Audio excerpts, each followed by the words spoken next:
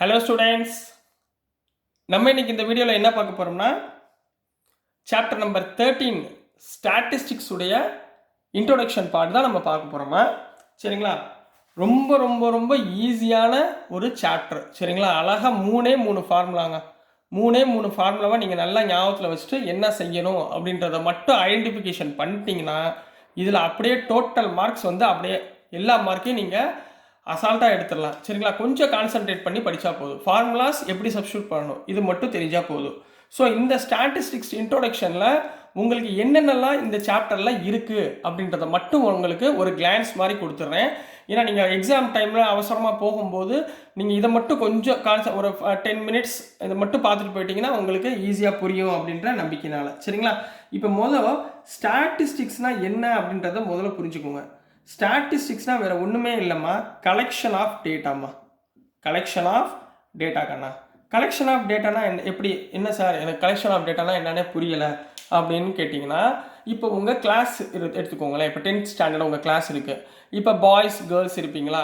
இப்போ ஒருத்தர் வந்து கேட்குறாரு, தம்பி 10th ஏல வந்து எத்தனை கேர்ள்ஸ் இருக்காங்க அப்படின்னு கேட்குறாங்க. பார்த்தீங்களா?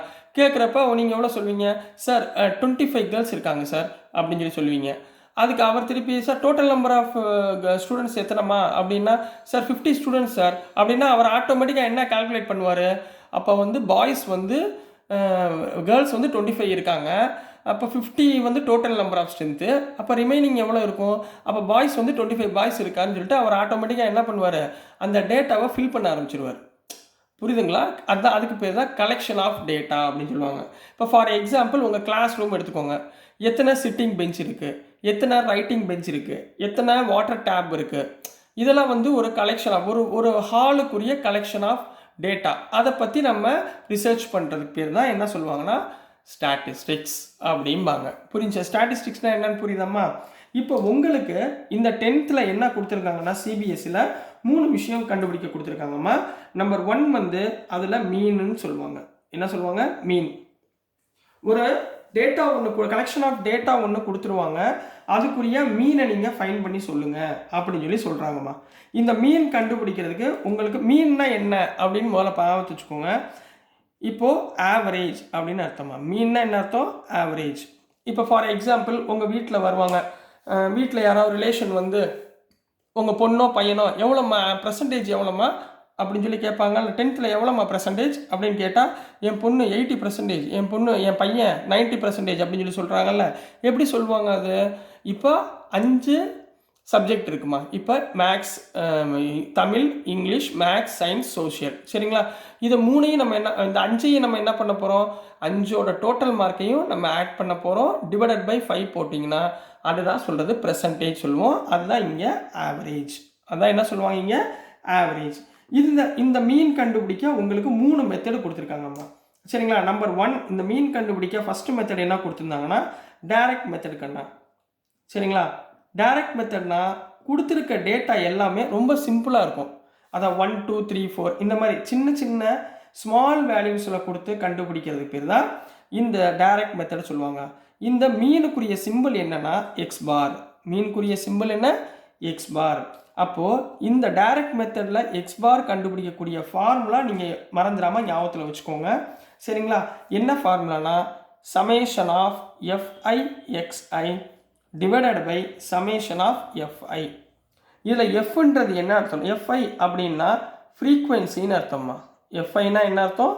ஃப்ரீக்வன்சி. உங்களுக்கு அந்த ஃப்ரீக்வன்சி எப்படி அப்படின்றத உங்களுக்கு நான் டேபிளர் காலம் டேட்டாவில் ப்ராப்ளம் போடுவேன்ல, அதில் உங்களுக்கு சொல்கிறேன். நீங்கள் இப்போதைக்கு இந்த ஃபார்முலா மட்டும் ஞாபகத்தில் வச்சுக்கோங்க. சமேஷன்னா என்ன அர்த்தம்? சம்முன்னு அர்த்தம். சமேஷன்னா என்ன அர்த்தம்? சம். அதாவது கொடுத்துருக்க டேட்டாவை எல்லாமே ஆட் பண்ணுங்க. எவ்வளோ கொடுத்துருக்காங்களோ அந்த நம்பரை பூரா நம்ம என்ன பண்ண போகிறோம்? ஆட் பண்ணி டோட்டல் சொல்ல போகிறோம். டோட்டல்னு வச்சுக்கோங்களேன். சம்மு டோட்டல் எப்படி வேணாலும் எடுத்துக்கலாம். சரிங்களாம்மா? ஸோ இதுலேயே நம்பர் 2 கண்ணா. நம்பர் 2 என்ன இருக்குன்னா அஸ்யூம்டு மீன். assumed mean method. assumed mean method. அதாவது இந்த இதில் பார்த்தீங்கன்னா உங்களுக்கு டேட்டாவில் உள்ள கொடுத்துருக்க டேட்டாவில் உள்ள எல்லா நம்பருமே பெருசாக இருக்கும். அதாவது 50 100 200 300 அப்படின்னு அதிகமான வேல்யூ, லார்ஜர் வேல்யூவில் கொடுத்துருந்தாங்கன்னா அதுக்கு வந்து நம்ம என்ன பண்ணோம்னா ஒரு அஸ்யூம் ஒரு வேல்யூ எடுத்துக்குவோம். சரிங்களா? அந்த வேல்யூவுக்கு பேர் ஏ. அந்த வேல்யூக்கு பேர் என்ன? ஏ. ஸோ இதுக்கு நீங்கள் எக்ஸ் பார் கண்டுபிடிக்கணும்னா என்ன ஃபார்முலா யூஸ் பண்ணணும்னா a plus summation f i d i divided by summation f i. இந்த டிஐன்றது மேலே நான் உங்களுக்கு ப்ராப்ளம் போகிறப்ப நான் உங்களுக்கு டிஐனா என்ன சொல்கிறேன், எக்ஸ் மைனஸ் ஹெச் பை ஏன்னு வரும். நான் அதை அங்கே போகிறப்ப சொல்கிறேன். இதில் ஏன்றது தான் என்ன சொல்லுவோம், அஷ்யூம்டு மீன். இதை ஞாபகத்தில் வச்சுக்கோங்க. ரைட்டுங்களா? இந்த ஃபார்முலா உங்கள் மைண்டில் இருக்கணும். நான் சார் போய் சொல்கிறப்ப டேட்டா எப்படிமா இருக்குது அப்படின்னு சொல்லி கேட்பேன். நான் கேட்குறப்ப நீங்கள் டக்குன்னு என்ன சொல்லணும், இந்த ஃபார்முலா ஞாபகத்தில் சொல்லணும். அடுத்து நம்பர் 3, மூணாவது வந்து ஸ்டெப் டீவியேஷன் மெத்தட் சொல்லுவாங்க. என்ன சொல்லுவாங்க? ஸ்டெப் டீவியேஷன் மெத்தட் அப்படின்னு சொல்லுவாங்கம்மா. இது என்னன்னா கொடுத்துருக்க டேட்டா எப்படி கொடுத்துருப்பாங்கன்னா இன்டர்வல்ஸில் கொடுத்துருப்பாங்க. டேரெக்டாக கொடுக்காம எப்படின்னா 1 to 10, 10 to 20, 20 to 30, 30 to 40 இந்த மாதிரி டேட்டாவில் கொடுத்துருப்பாங்க. அதுக்கு வந்து எக்ஸ் பாரோட வேல்யூ என்ன ஃபார்முலானா a plus summation f i u i divided by summation f i into h. இந்த ஹெச்ன்றது தாம்மா டிஃப்ரென்ஸ். இந்த ஹெச்னா என்னது? டிஃப்ரென்ஸ். இதை ஞாபகத்தில் வச்சுக்கோங்க. ஹெச்னா டிஃப்ரென்ஸ். சரிங்களா? நீங்கள் இப்போ நான் சம் சொல்லி கொடுத்துருவேன். நீங்கள் இந்த சம்மை பார்த்துட்டு நீங்கள் இந்த எக்ஸாம் போகிறதுக்கு முன்னாடி வெறும் இந்த இன்ட்ரோடக்ஷனை மட்டும் பார்த்துட்டீங்கன்னு வச்சுக்கோங்க. அப்படியே ஃபார்முலா ஞாபகத்தில் வச்சுக்கோங்க. அப்படியே போய் செஞ்சுட்டு வந்துடுவீங்க. எதையுமே மனப்பாடம் பண்ண வேண்டிய அவசியம் இல்லை. சரிங்களா? இதுதான் மீனுக்குரிய கான்செப்ட்மா. மொத்தம் 3 டைப், 1, 2, 3. ஒன்று ஸ்மால் வேல்யூ, இன்னொன்று லார்ஜர் வேல்யூ, இன்னொன்று இன்டர்வல். புரிஞ்சுங்களா? இப்போ இதில் செகண்ட்மா ஸ்டாட்டிஸ்டிக்ஸில் நீங்கள் ரெண்டாவதாக படிக்க போகிறது மீடியன். என்ன சொல்லுவாங்க? மீடியன்னா என்ன சொல்லுவோம்? நடுத்தரமான வேல்யூ, சென்டர் வேல்யூன்னு வச்சுக்கோங்களேன். சரிங்களா? இதோடைய ஃபார்முலா என்னன்னா மீடியன்னா எம்னு எடுத்துக்கலாம். சரிங்களா?